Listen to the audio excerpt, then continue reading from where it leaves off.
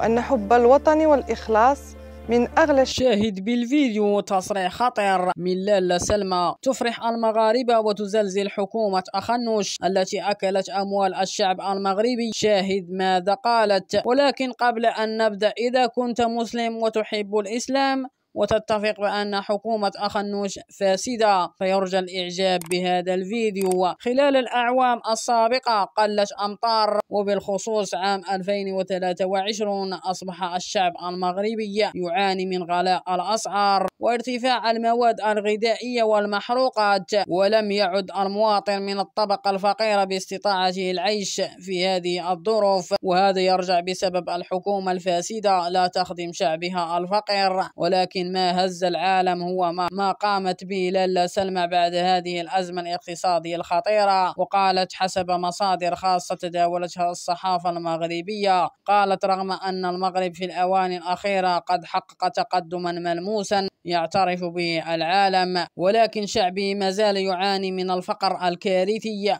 والبطالة. وأكدت لاله سلمى ستنهض وتتابع من يأكل أموال المغاربة بالباطل، ومن يتفق مع لاله سلمى فيرجى الاشتراك في القناة.